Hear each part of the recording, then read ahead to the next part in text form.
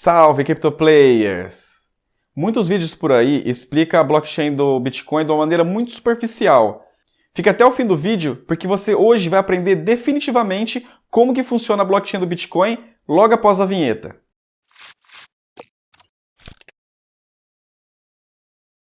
Então a blockchain, o que eles explicam é que é uma cadeia de blocos. Mas visualmente, como que é essa cadeia de blocos? Imagina o seguinte, tem um campo onde tem os dados, certo? Esse campo de dados é como se fosse o bloco de notas do seu computador. Ali você pode colocar qualquer coisa, né? Qualquer coisa que você possa digitar. Só que existe um limite de quantidade de dados que você consegue colocar ali. Imagina que o arquivo pode ter o tamanho de no máximo 10K. Ou então imagina igual o Twitter, que tem 100 caracteres que você consegue digitar. O bloco do blockchain, ele também é dessa forma.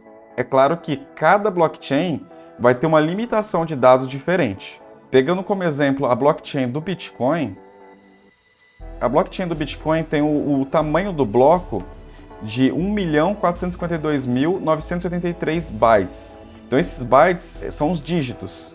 Tá? Então é como se tivesse 1.400.000 dígitos aí aproximadamente. Tem mais algumas informações, que é o previous hash, que na verdade seria o endereço do bloco anterior e o endereço do bloco atual. E, além disso, também tem esse número aqui embaixo, que ele representa que seria o nonce na parte de criptografia, que é o número único, tá? Não tem como ele se repetir durante o processo de criptografia, tá? A criptografia do Bitcoin é essa aqui, tá? Eu sei que tá um pouco pequeno, aqui eu vou dar um zoom. Aí dá para ver melhor aqui, tá? É o SHA-256. O SHA-256 ele é uma função da criptografia SHA-2, que foi projetada pela NSA, que é o órgão de segurança nacional dos Estados Unidos. Então, voltando aqui, não só o Bitcoin tem essa função de criptografia, mas existem outros. Esse site do Coin 360, ele mostra o bloco, ele mostra assim os grupos de criptomoedas por criptografia. Então, aqui está o Bitcoin, né, com o SHA-256. Junto com ele vai ter o Bitcoin Cash, vai ter outros aí. E aqui do lado tem o Ethereum, por exemplo. O Ethereum é o Ethash e assim por diante. Então, cada bloco aqui, ó, tem um grupo de criptomoedas. Então, para vocês entenderem o processo de criptografia de uma forma bem simples, eu vou mostrar a criptografia que é utilizada por César na Roma Antiga.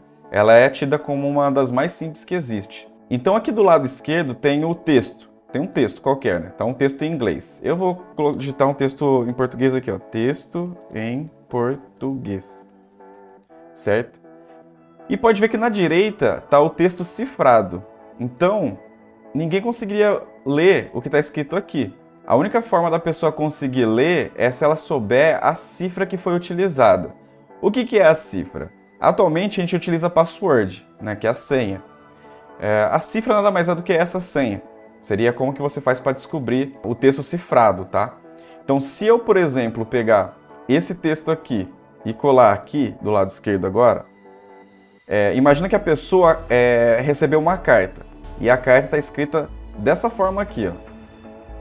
E ela está encriptada, né? Ela está com a criptografia com a cifra de César. Então, de primeira mão ela vai olhar e não vai conseguir entender nada, vai achar que é até alguma outra língua. Porém, se ela souber a cifra, se ela souber a senha, imagina que você passou a senha para ela, vamos dizer assim. Sabendo que a senha é 7, ele simplesmente vai pegar cada letra e jogar 7 casas anterior. Então ele vai voltar 7 casas. Então se de repente você estiver olhando a letra H, jogando 7 casas, na verdade ela seria a letra A. Então você pode ver, ó, a letra A e H aqui, tá? Então, ó, você sabe que são 7 cifras. Você joga 7 casas, então você diminui aqui, ó. São 7. Você diminui 7. Pronto. Acabei de decifrar ó, o texto. Então, o texto que eu recebi na carta era essa. Aí eu joguei 7 casas anteriores. 7 casas do alfabeto, tá? Então, é como eu falei, o H ele representa o A, o I representa o B e assim por diante. E aí eu acabei de descobrir aqui, ó, o texto em português é o que a pessoa queria me dizer. Só que junto com o que ela quer me dizer, ela tem que me passar a cifra. Ou eu tenho que hackear essa cifra. O SHA-256, ele também é uma função de criptografia. Porém, nessa imagem, como vocês podem ver, ele é muito mais complexo do que a cifra de César. E é por isso que ele é utilizado para encriptar coisas muito importantes. Nesse caso, o SHA-256 ele só tem uma direção. Então você só tem o resultado, você não consegue fazer a engenharia reversa. Vou dar um exemplo para vocês, então, da criptografia do SHA-256. Ela é bem complexa, é praticamente impossível conseguir explicar ela aqui, igual eu expliquei a cifra de César. Então, eu vou passar bem por cima, só para vocês verem. Se eu colocar aqui um texto, por exemplo, deixa o like, esse inscreve, ele vai gerar aqui um hash. Esse hash que ele é gerado é o hash que o Bitcoin também utiliza para poder identificar cada bloco. Esse texto aqui, ó, é bem parecido, que é indecifrável, esse texto é bem parecido com o que é apresentado na blockchain. Só que assim, não é qualquer texto que tem no Bitcoin, né? Não é qualquer coisinha que tem lá. O que é colocado nos dados do Bitcoin é o endereço e a quantidade de quanta pessoa tem e para quem ela está enviando a quantidade, né? A quantidade de Bitcoin, no caso. E também no Bitcoin tem o processo de gerar os endereços públicos, que é a carteira que você passa para a pessoa enviar a criptomoeda para você. Então aqui nesse site, ele tem um gerador de palavras-chave do Bitcoin, no caso do BIP39. Se eu vier aqui, eu escolho a quantidade de palavras. Eu vou escolher 12, por exemplo, e vou gerar. Quando eu gero, ele mostra aqui, ó, as 12 palavras. Né? Land, tag, task, tá em inglês, tá? Através dessas palavras aqui, o algoritmo consegue interpretar tanto a seed quanto a rootkey e tudo mais. E com isso, quando as carteiras leem essa seed que você passou, que você digitou lá, você consegue ter a geração de todos os endereços públicos. Então aqui está até em ordem e tal. Aqui tem um endereço público, que é o que a gente está acostumado quando vai receber ou enviar Bitcoin. E aqui está o privado. Esse aqui normalmente a gente não vê. Tá? Quem utiliza as carteiras Electrum ou alguma outra mais específica no computador, até tem como ver. Porém, quando você está utilizando um aplicativo normal no celular ou em algum site, né, que é a Hot Wallet, você normalmente vai enxergar mais aí a Public Key mesmo, tá? E aí pode ser que você enxergue mais de uma ou só uma, e depende do aplicativo em si. Então, é dessa forma que ele chega na chave pública, é através das palavras mnemônicas. São aquelas 12 palavrinhas ou 24 palavrinhas que a gente guarda quando gera uma carteira nova. Então aqui eu acabei de gerar uma carteira nova. Só que essa carteira não vai ter nada, né? Porque eu acabei de gerar ela. E aí, para a gente dar uma olhada nessa carteira pública, vamos voltar aqui nos blocos do Bitcoin mesmo e clicar aqui em um dos blocos. Tá, então eu cliquei aqui nesse bloco, é o último bloco aí que foi gerado. E se eu expandir, eu vou conseguir ver ó, o from e o to. Essas informações de from e to aqui, são várias informações, né? São as informações que estão registradas lá no data do blockchain do Bitcoin.